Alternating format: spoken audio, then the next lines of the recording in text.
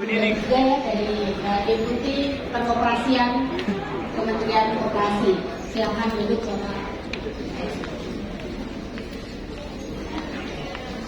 Bapak. Ya. Ada dimajukan pakai baju kuning.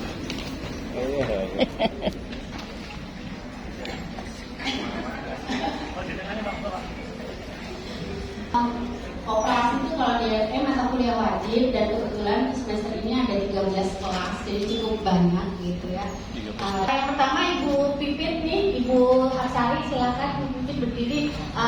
Ini dari Departemen Manajemen. Kemudian Ibu Nur, ini dari Departemen Akuntansi. Ini yang dari Departemen Akuntansi juga ada Ibu Monika, ya. Kemudian ada Bapak Sumiarto. Ini dari Departemen Manajemen, kemudian Pak Hendra dari Departemen Manajemen, kemudian Ibu ini dari Ilmu Ekonomi. Jadi cukup bervariasi Pak Teten, jadi tim dosen kita dari ketiga departemen. Assalamualaikum warahmatullahi wabarakatuh. Koperasi, yaitu Pak Teten, dan terima kasih sekali lagi Pak Teten yang hampir tiap tahun ya rajin untuk memberikan kuliah kepada mahasiswa baru. Ini adalah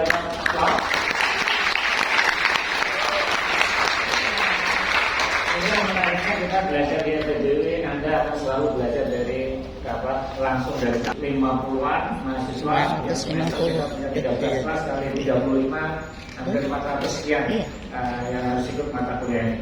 Hari ini kita akan ada kuliah umum terkait dengan regulasi pemerintah dalam mendorong kemajuan koperasi di Indonesia dan budget fakultas, dan tidak semua fakultas ekonomi dan bisnis di Indonesia mewajibkan mata kuliah ini, Pak Gaden. Dan kita satu-satunya masih konsisten dari zaman saya kuliah sampai sekarang adalah mata kuliah wajib mengulik kapitalis, tapi kita tetap spirit kita adalah spirit koperasi, bekerja sama, kooperatif, bagaimana kita maju bersama-sama. Itu adalah salah satu komitmen kami di FEBUI. Competition itu penting, tapi saya rasa kooperatif, kolaborasi itu juga jauh lebih penting untuk kita menuju tujuan bersama sebagai sebuah bangsa. Isu yang hot misalnya isu-isu TikTok mungkin bisa ditanyakan. Teman-teman ini Pak, ini pasti ada punya tanya nih Pak tentang hal itu Pak. Sebagai korporasi dan ekonomi kerakyatan dari BRIN untuk melakukan kajian dan riset mengenai koperasi. Nah, saya rasa sesuai dengan tema hari ini mengenai regulasi pemerintah, kami berharap kajian dan riset dari dosen-dosen koperasi nantinya bisa memberikan warna terkait dengan kebijakan koperasi di Indonesia. Sekali lagi terima kasih kepada Pak Menteri dan juga Kementerian Koperasi dan UMKM. Kalau yang paling menarik sebenarnya bicara tentang TikTok. Salam sejahtera untuk kita semua. Yang saya hormati Bapak Teguh dan Kantor Dekan Fakultas Ekonomi. Itu dulu juga pusat gerakan mahasiswa. Nah, saya tumbuh dari gerakan mahasiswa sampai jadi aktivis, terus berkecimpung dari pemerintah. Itu kaget ternyata industri perbankan di Swiss yang tumbuh berkembang pesat itu justru perbankan yang berbasis koperasi, ya, pertumbuhannya 16%. Koperasi yang konvensional, korporasi itu cuma 3%. Ya, kita tahu Swiss itu kan industri perbankannya kan paling maju. Ya, bahkan dulu kalau koruptor kepala negara itu kan kalau uangnya ngumpetinnya kan di Swiss. Ya, sekarang udah nggak bisa karena sekarang Swiss sudah masuk ke rejim transparansi keuangan. Ya. Nah, artinya apa?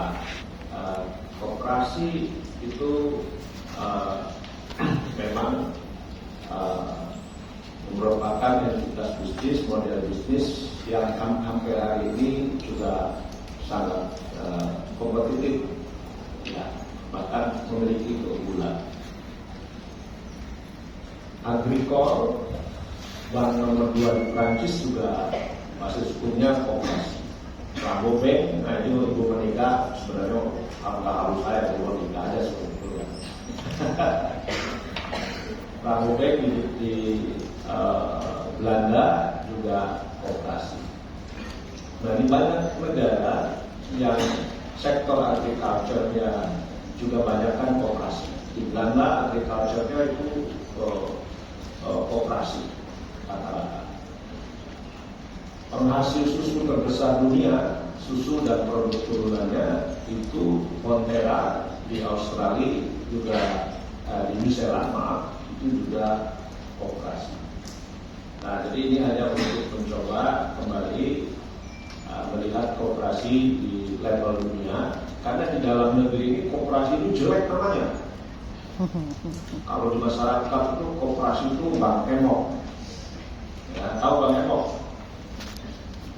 Rentenir itu yang selalu bawa tas setiap hari keliling-keliling itu mengakuinya koperasi.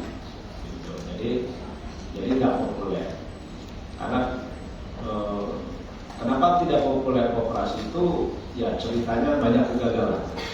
Ya, kasih bermasalah, ya dengan nilai 26 triliun uang anggota hilang karena dicuri oleh pengurusnya.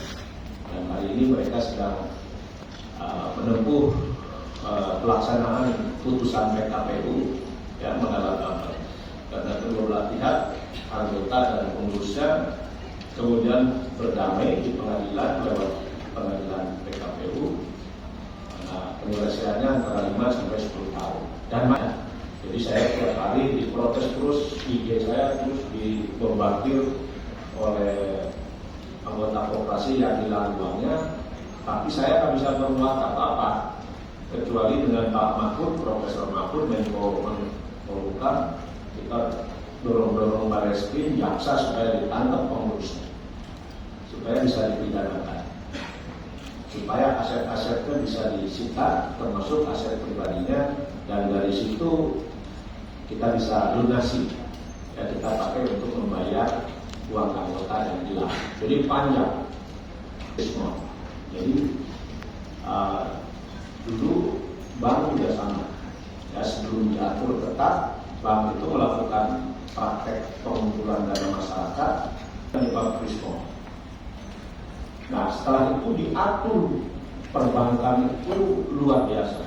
Kita lalu juga ada LPS, Lembaga Perlindungan Simpanan untuk penyimpan kecil bawah 2 miliar, itu ditanggung, ya. Jadi aman, ya. Jadi babi hutan dari perbankan sekarang pindah ke koperasi. Mereka diriin koperasi simpan pinjam. Simpan pinjam itu pengawasannya itu, ya ini bukan hanya koperasi simpan pinjam keseluruhan, tapi yang paling berbahaya itu di koperasi simpan pinjam. Pengawasannya itu adalah, ya, koperasi itu mengawasi dirinya sendiri, mengatur dirinya sendiri, mengawasi dirinya sendiri. Asli itu orang-orang baik semua, ya.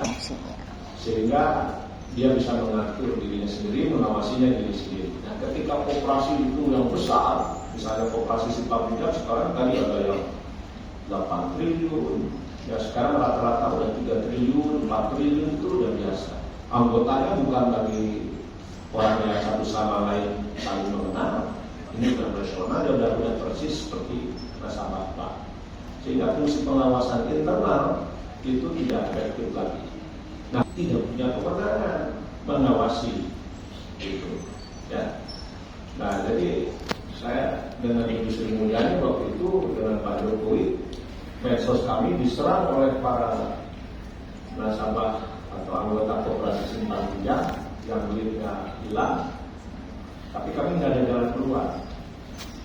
Saya dipanggil Pak Jokowi, saya bilang, Pak, saya udah bicara dengan Ibu Sri Mulyani. Ibu Sri Mulyani juga nggak mau nalangin uang anggota yang hilang seperti bailout di perbankan karena nggak ada legal framework. Nah, jadi ini yang kami cari solusi adalah sekarang menyiapkan revisi undang-undang koperasi supaya ada penyelesaian lagi, supaya tidak ada lagi kasus-kasus seperti itu yang sehingga solusinya bersifat jangka panjang. Dan ini baru surprise-nya turun. Mudah-mudahan dalam sidang DPR tahun ini bisa kita selesaikan. Dan itu bisa menjadi solusi jangka panjang. Kalau tidak, koperasi bisa menjadi babak belur. Nah, kalau gitu kita coba lihat ya halaman 1 ke halaman 2. Koperasi yang paling besar itu memang di koperasi konsumen, ya, lalu produsen simpan pinjam. Nah, tapi ya sebenarnya kalau di lapangan koperasi pinjam itu jauh lebih kuat, ya, dan besar-besar. Nah, kenapa koperasi simpan pinjam itu lebih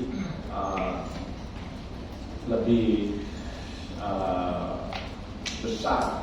Ya, kalau dari sejumlah mungkin yang konsumen sama produsen itu lebih banyak. Tapi kalau dari segi volume itu koperasi simpan pinjam. Saya dengar ada sekalian, koperasi itu adalah asasnya itu bukan kumpulan modal. Ya.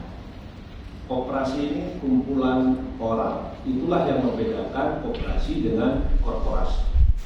Jadi kalau korporasi 1-2 orang kaya, 1 keluarga kaya bisa mendirikan perusahaan dan dikuasai 100% sahamnya oleh orang atau keluarga. Nah, koperasi bukan. Karena koperasi ini awalnya, ya kalau koperasi simpan pinjam, saya kira sejarahnya dimulai dengan kredit union awal di Eropa. Dulu kalau nggak salah habis Perang Dunia I, krisis pertama, krisis ekonomi di Eropa pertama yang paling dasar, sehingga orang-orang itu kesulitan untuk bisa berproduksi, bisa berusaha, karena mereka udah habis segala-galanya. Mengambil inisiasi untuk membuat kredit union, ya, jadi orang-orang yang kecil-kecil ini yang mengumpulkan, bergabung dalam kredit union, mengumpulkan uang supaya mereka bisa mendapatkan modal. Ya, pesan kan tidak dilembagakan, ya, jadi sangat cair. Nah, ini kemudian kreditnya.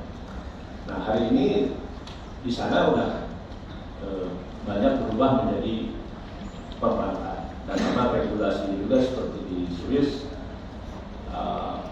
baik kepada hukum koperasi maupun korporasi harus mengikuti regulasi perbankan, regulasi keuangan yang sama. Kemarin waktu undang-undang P2SK ramai gesekannya, mereka nggak mau dipindahin ke OJK, ya, nggak mau ikut aturan itu, pengennya tetap di Kementerian Koperasi karena Kementerian Koperasi tidak bisa mengawasi dan tidak punya kemampuan. Simpan pinjam karena masyarakat Indonesia masih banyak yang unbankable. Bank Indonesia mencatat 69% usaha mikro dan kecil itu masih sulit mendapatkan pembiayaan dari bank karena yang unbankable tadi. Jadi pembiayaan itu lebih uang pribadi, keluarga atau mertua kalau kaya, ya, mertuanya kalau kaya pinjam. Nah, ke bank itu masih sulit. Pemerintah bikin kredit usaha rakyat, ya, tahun ini itu sebenarnya kalau tidak ada pelambatan ekonomi targetnya kita 460 triliun. Kami membuat regulasi sampai 100 juta tanpa agunan juga sulit dijalankan. Nah, jadi koperasi adalah alternatif untuk mencari pembiayaan karena bank masih sulit, karena bank itu masih konvensional, bank Indonesia ini. Pinjaman ke bank itu harus pakai kolateral dalam bentuk aset. Nah, kalau kolateral bentuk aset, UMKM tidak punya aset, tempat usahanya juga berubah, sewa toko, sewa warung. Kalau bisa dijadikan agunan, depan. Nah, padahal 145 negara udah nggak melakukan lagi sistem kolateral aset, enggak. Mereka sudah melakukan credit scoring. Nah, ini yang saya sedang usulkan ke Pak Presiden supaya penyaluran kredit itu tidak lagi pakai agunan, harus pakai credit score. Dan sekarang aplikasi digital untuk membantu para UMKM untuk melakukan pencatatan keuangan secara digital supaya track record digital, cash flow mereka, kesehatan usaha mereka itu bisa gampang dikoneksikan dengan aplikasi digitalnya Pak. Nah, tapi ini masih sulit ya, tapi hanya 20% kredit perbankan itu untuk UMKM. Mungkin hari ini sudah sekitar 21. Target kita 30% tahun 2024 kredit perbankan tersalur ke UMKM itu tidak akan tercapai. Malaysia, Thailand sudah di atas 40, bahkan yang paling dasar itu lebih dari 80% kredit perbankan di Korea Selatan itu sudah ke UMKM. Yang besar dari mana? Dari pasar modal. Nah, jadi saya mau kasih background dulu, kenapa koperasi simpan pinjam tumbuh berkembang. Nah, meskipun koperasi itu naruh bunganya juga mahal, ya nggak murah, tapi biasanya mereka gampang, gitu ya, tidak harus pakai agunan dan lain sebagainya.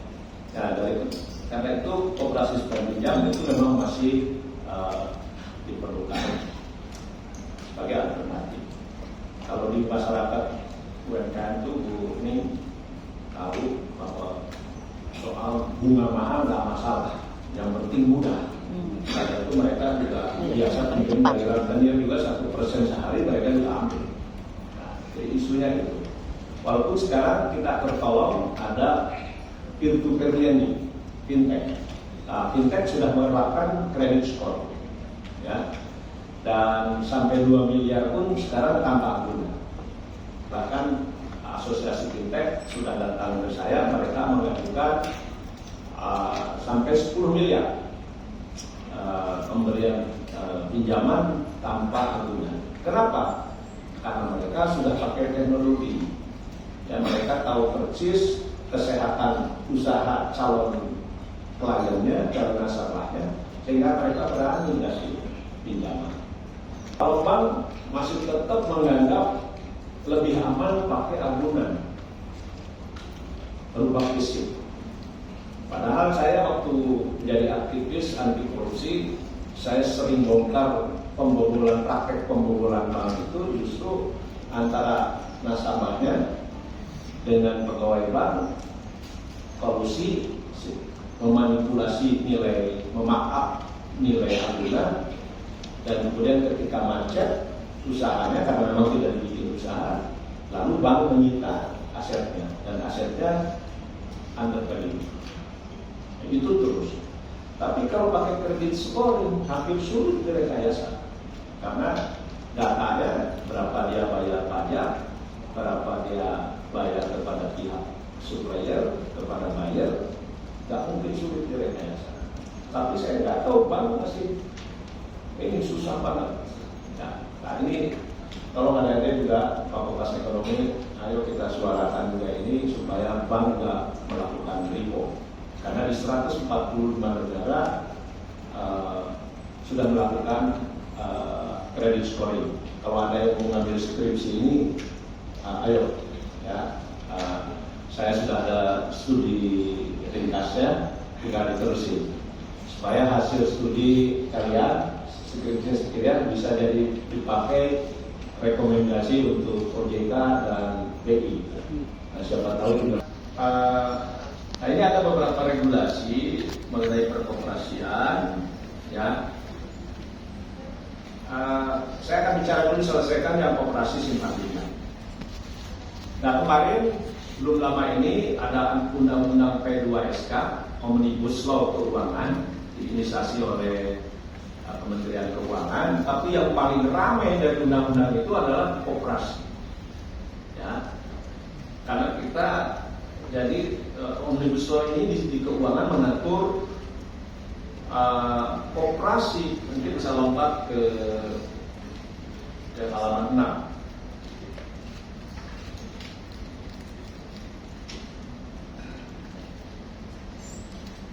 Nah, koperasi di sektor jasa keuangan di bawah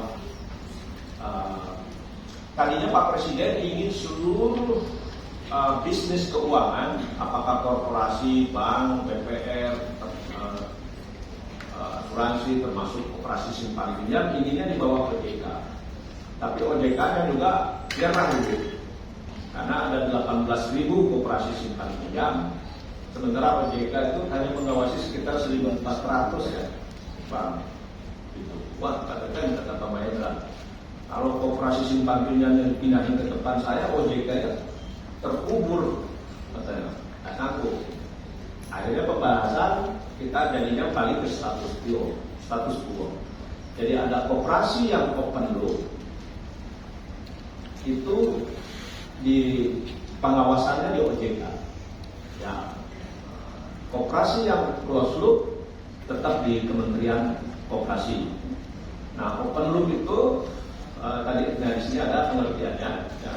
Open loop itu misalnya dia melayani di luar anggota, jadi bukan hanya anggota. Lalu juga baik dari perhimpunan dana, penyaluran dananya juga anggota dan bukan anggota. Nah juga nanti persentase modal. Nah jadi ini nanti pengawasannya di OJK. Nah, yang closed loop, yang koperasi untuk anggota dan ke anggota itu di Kementerian Koperasi. Cuma nanti kita di dalam revisi undang-undang yang baru yang sekarang baru disampaikan ke DPR, nah kita bagi lagi. Yang open loop, yang closed loop, yang sudah besar, kita ada pengawasan OPK, Otoritas Pengawas Koperasi. Jadi ini eksternal. Kita meniru seperti di Amerika dan di Jepang. Ya. Lalu kalau yang kecil, nah boleh mereka mengawasi dirinya sendiri, ya oleh badan pengawas yang diangkat oleh mereka. Karena kita memahami kalau koperasinya misalnya masih dalam lingkungan yang kecil, anggotanya satu sama lain saling kenal, nah itu efektif pengawasan internal. Ya, tapi koperasinya kalau sudah besar, ya apalagi nasional itu nggak mungkin efektif. Dia harus diawasi oleh eksternal. Dan juga ada LPS. Nah kira-kira seperti itu.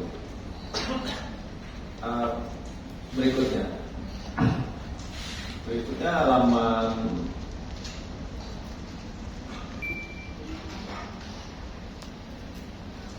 Nah kami sekarang ambil inisiasi untuk memodernisasi koperasi, ya, punya juga secara organik, gitu.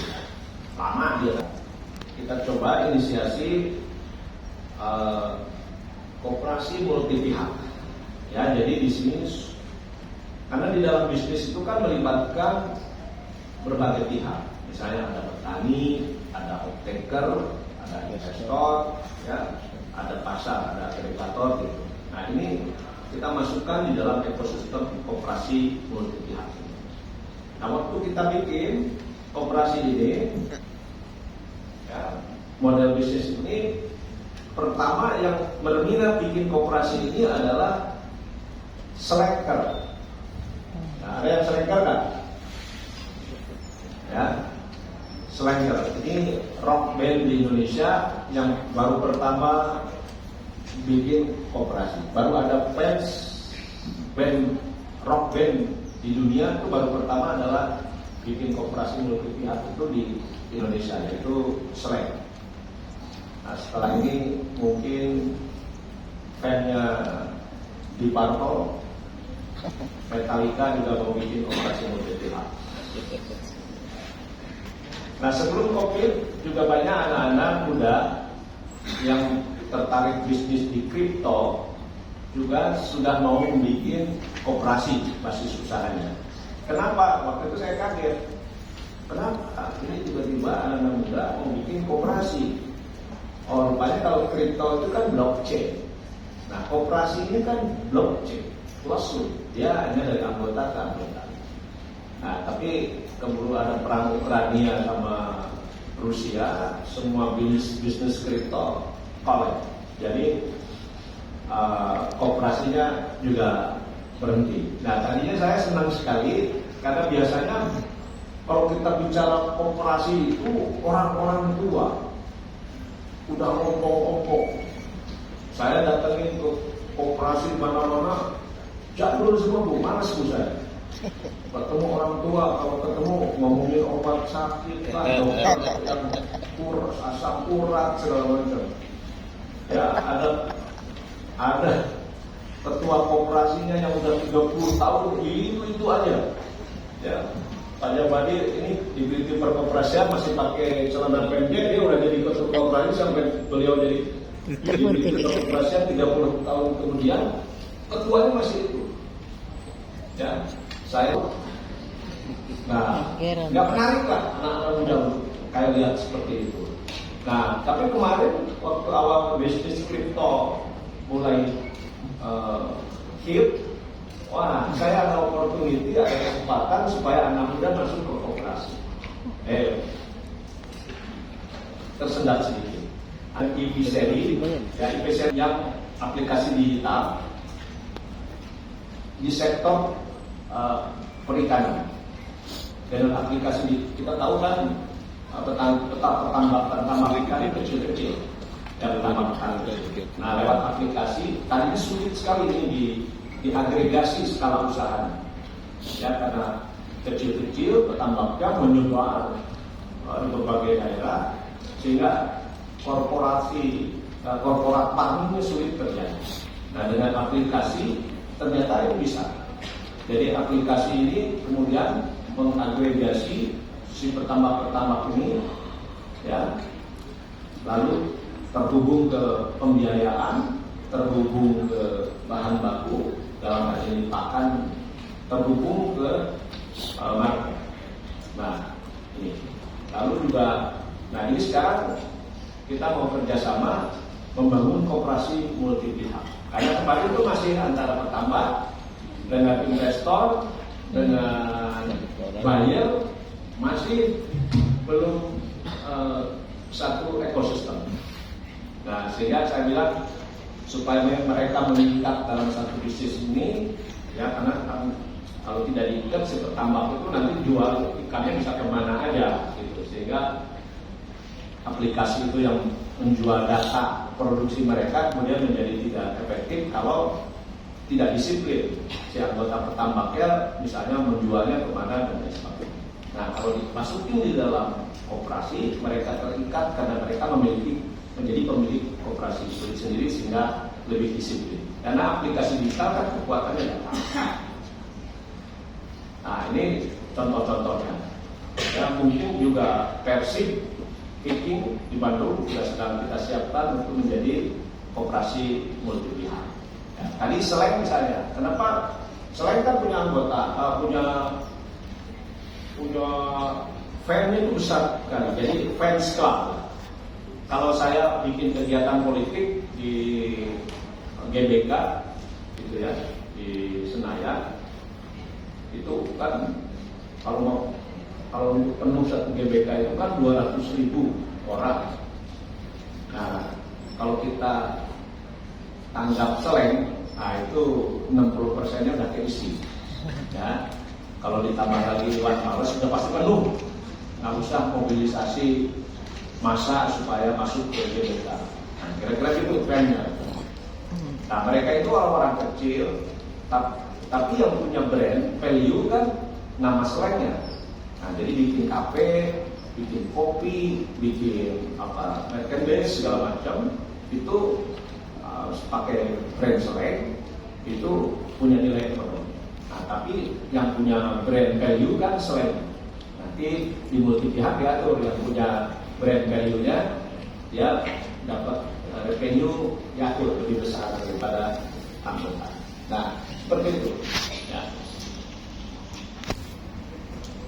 Nah, dari sekalian, struktur ekonomi Indonesia itu didominasi usaha-usaha mikro. Ya.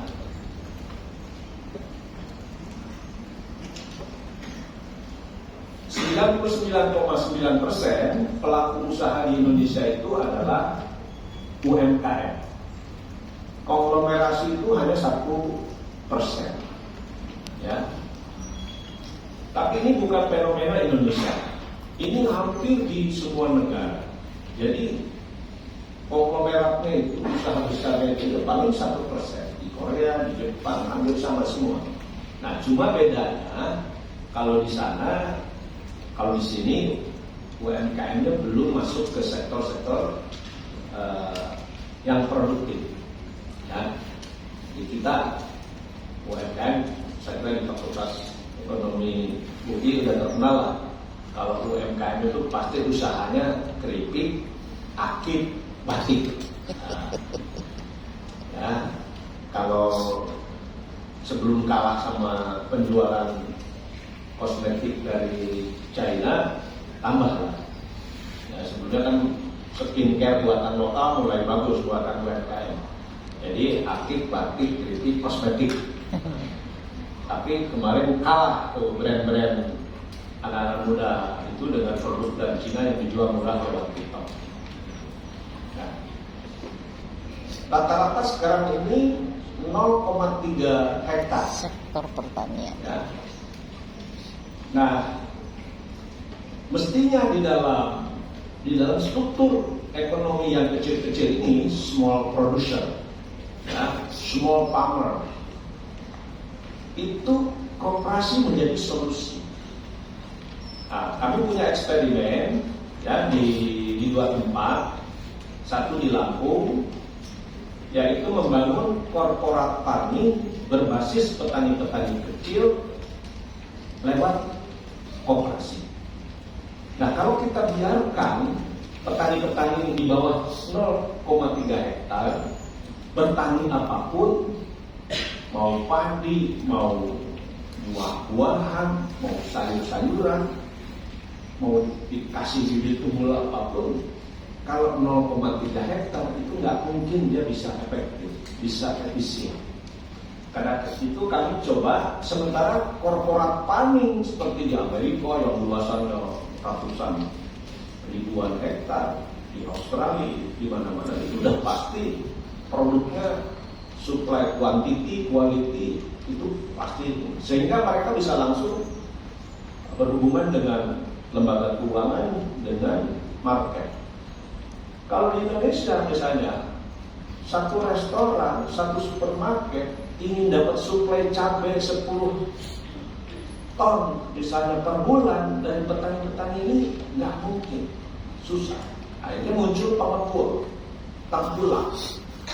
Dan tengkulak ini kemudian eksploitatif karena dia juga tidak punya pembiayaan, pembiayaannya ambil komersil.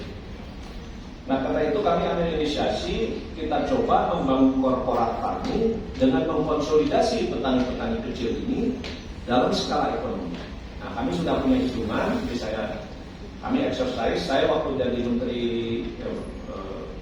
kepala staf presiden, coba exercise ide ini. Waktu saya ada di KSP, saya sampaikan ke presiden, Pak, mau kita petani ini kita kasih bibit, kasih pupuk, kasih asintan, tapi kalau model bisnisnya dibiarkan petani-petani perorangan, ini nggak mungkin kita bisa punya suplai pangan yang stabil. Nggak mungkin juga bisa menghadirkan produk pangan yang murah, yang efisien. Nggak mungkin juga bisa melahirkan kesejahteraan. Tapi beliau coba diuji coba dulu Pak Presiden. Kemudian saya cari ini, yang penting kan saya pakai pembiayaan kur. Saya tanya, asal ada bayarnya. Nah, udah. Akhirnya saya ketemu dengan Pak Busodo, Grid Gaya Paneto, pengekspor nanas kalengan terbesar dunia ada di Lampung. Tapi dia juga punya pisang. Nah, saya bikin kebun pisang itu luasnya 400 hektar, karena itu minimumnya. Minimum korporat farming untuk kebun pisang itu 400 hektar. Nah, 400 hektar itu kita konsolidasi sekitar 700 petani. Ada yang setengah hektar, ada yang hanya 2000 meter. Akhirnya jadi lalu kita bikin kebun pisang dengan SOP yang sama yang diminta oleh buyer. Akhirnya kita bisa. Dan sekarang produk pisang yang dibikin oleh koperasi ini sudah diekspor ke Singapura dan Jepang. Ya. Nah, kemudian ini oleh Great Giant Label direplikasi di mana-mana. Yang tadinya pisang itu dari Lampung jalan-jalan ke Jabodetabek, ke Bandung, ke Semarang, Surabaya, sampai ke Bali. Nah, jadi biaya logistiknya mahal. Nah, ketika udah eksperimen ini, akhirnya Great Giant Label kerjasama dengan petani di berbagai tempat. Karena ternyata petani juga bisa bikin standar produk yang sesuai dengan permintaan market. Bahkan yang ekspor itu tadi 21 sertifikat ekspor pisang itu harus dipenuhi. Dan ada 3 sertifikat yang setiap 6 bulan harus di-adjust. Hanya boleh ada jerawat 3 titik. Saya pikir kok ini orang Jepang mau mikir mau pisang dimakan dengan kulit-kulitnya. Nah, seperti itu. Jadi tapi bisa operasi itu bisa skill split. Nah, kami juga sekarang bikin piloting di koperasi di Ciwidey. Koperasi agregasi petaninya sudah dilakukan oleh Kopondret karena koperasi ini sudah 20 tahun, tapi model bisnisnya masih jadul. Nah, kita masuk dengan LTDB, Kuning salah satu dewas di LTDB. Kita masuk, kita kembangkan model bisnisnya. Ya. Nah, kita koperasi kita perkuat pembiayaannya supaya koperasi bisa beli tunai dari petani. Ya. Yang terjadi apa? Yang pertama adalah pertanian terencana. Jadi yang ditanam oleh petani itu adalah sesuai dengan permintaan pasar, paritas, volume, waktu, kapan panennya. Sehingga tidak ada lagi isu di petani kalau mereka panen nggak ada yang beli. Ini sudah ada buyernya, yaitu dijual ke supermarket modern, Super Indo sama Ayo. Per hari sekarang sudah dikirim 8 ton karena kemudian kualitasnya bagus, stabil suplainya. Sekarang mereka minta 80 ton per hari. Nah, ini kewalahan. Jadi kita sedang mengembangkan nanti makin banyak. Jadi si petani-petani yang tadi 0,3 hektar, ada bahkan hanya 1000 meter, gabung dalam koperasi, produksi mereka direncanakan, mereka harus menanami bulan apa panen dan lain sebagainya, sehingga terjadi corporate farming, pertanian terencana. Nah, yang kedua, yang tadinya bank nggak mau membiayai petani-petani kecil karena kemungkinan kreditnya macet, karena tidak ada kepastian harga, kepastian off-taker. Itu sekarang setelah petaninya koperasinya membeli tunai, jadi bank mau membiayai petani-petani kecil. Jadi ini ekosistem yang sangat bagus. Mungkin ini saya sudah presentasikan di teman-teman di IPB. Saya bilang bukan, jangan terus hanya meneliti bagaimana produktivitas cabai, berproduktivitas padi, jagung dan lain sebagainya. Kalau dikasih ke petani juga belum tentu produktif. Yang harus dipikirkan adalah model bisnisnya. Nah, ini yang kita harus ekspert. Nah, ini sudah dilihat oleh Pak Jokowi sangat bagus, tapi memerlukan biaya yang besar. Ya, untuk kita mensupport petani koperasi bisa membeli 8 ton per hari itu, per tonnya kita support sekitar 700 juta. Jadi kita suntik pembiayaan 18 miliar. Nah, saya bilang cuma uang